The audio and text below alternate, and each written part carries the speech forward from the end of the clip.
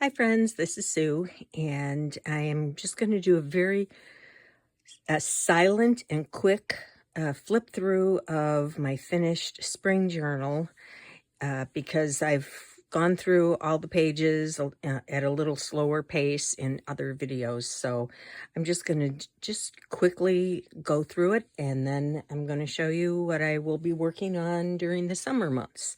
So here we go, as promised, silent. No fancy music in the background because I don't know how to do any of that. So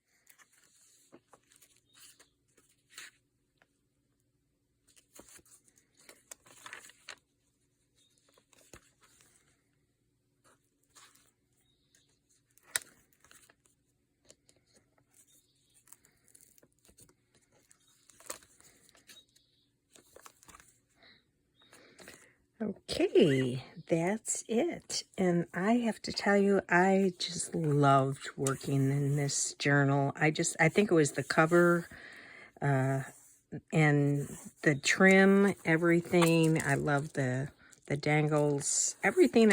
And I loved working in this, and it really called to me. I think just having a pretty cover like this made me want to reach for it on a daily basis. So I'm very happy with it. And I had another book on the shelf that I had purchased some time ago to gut. And it's a little bit bigger, but I decided I'm going to do pretty much the same thing. And here it is. So you can see it's a little bit bigger, maybe about an inch taller, and maybe an inch wider. So there you go. But I love the cover. It was just something that was calling to me when I first saw it. So I gutted the book. It was a word book, a little dictionary page type thing. And but I just love the cover. Probably from the 50s, and even the back, and it was in really good condition. So I had some fabric that seemed to go pretty well with it, and covered that. I'm still looking for a little trim here. I was sure I had a couple packages of rickrack around, but I can't seem to find it because I did have to patch the inside a little bit. The fabric wasn't long enough, so I'd like to just kind of go around and cover that with either some red or green rickrack. But I made it. I think it was 2.5 inches for signatures with about 8 pages, 8 folded pages in each. And I had enough of the beads to do the same type of thing on the edge here. And I just went around, went through, and there you can see how I did that. I just put a hole in there and wove the wax linen thread that I used for the signatures. Just did a 3-hole pamphlet stitch, and I tied them in the middle and just left the ends hanging, and tied on a few more beads, just like I did in the other one, you know. I just liked it. So, you know, that's what I'm going to do.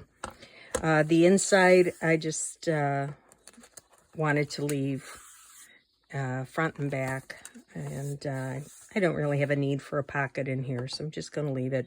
The other one that I just finished, it wound up just opening enough. I didn't need to put any kind of closure on there to make sure that it, you know, stayed together. So I think I've got it down where I know how much I'm going to need for 3 months. So I'm not going to put a closure on it at this point. So anyway, this is what I've done so far. I have just a calendar that I printed.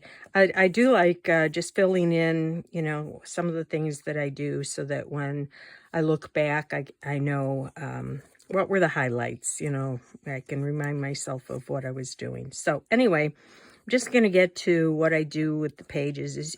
As you can see, it's very wobbly now. It's very wobbly now because there's not much to bulk it up, you know. It starts out like this, but again, as you continue to work in it, it really bulks up. So you've got to plan ahead for that. And at the beginning, it's pretty floppy. So this is just a copy of a calendar that I have from Women's Day 1985, and I've just been putting the pages in there, and yeah, I kind of like the way it looked there. So I've just got yeah, I just want you to see what kind of pages I put in. I just grab different sizes and put them in. This is a page from a children's book. I just like the graphics on it. Some ledger paper, some scrapbook paper. I like the two-sided, you know, so that I've got something on the other side. This is from a children's book in a flower section. Some dyed paper. The middle of each signature is an envelope. So the threads went through here, and then I sealed it and opened the other side so that I can put things in there. I don't know what I'm going to be doing on each page. That, for me, that's part of the challenge, is just to put some papers in there. I had a big atlas, so I just took some of the pages. Like this I really liked. I don't know what I'll do with it when I come to it. We'll see. This I'm sure I'll cover up because I don't like any of that. But I do like the different sizes of papers. You know, for something like this, I don't know what I'll do with that. I might keep the top. I may just keep the bottom and put something here. I don't know. I may just cover the whole thing both sides.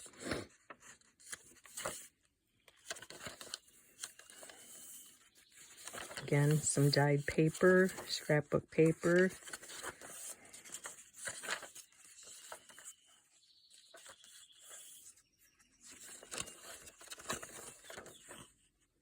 I believe in children. I don't know. I mean, this I could use, cover this up and do something, leave the background.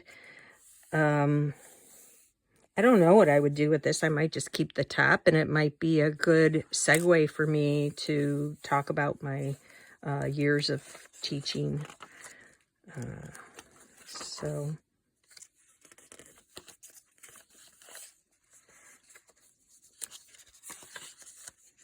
as I said, I think I put about 8 pages in each signature, maybe 8 if you count the envelope in the middle. And that would make 32 for the whole book. And then you multiply that by 4 to get the total number of sides. So, yeah, it'll keep me going for 3 months.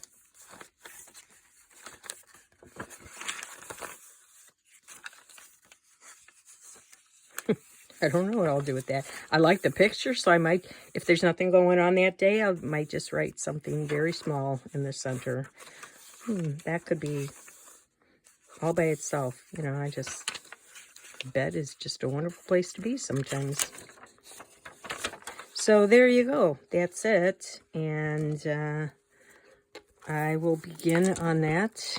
I'm already kind of a day behind, but I know what I want to do for June 1st. And I'll be showing you maybe every couple of weeks what I've been up to. And I thank you for, I've got some new subscribers. I thank you for coming along and subscribing. And if you like what you see, please, you know, give it a thumbs up. And anyway, thank you. I hope you're doing some journaling as well over the summer. And yeah, I'll see you next time.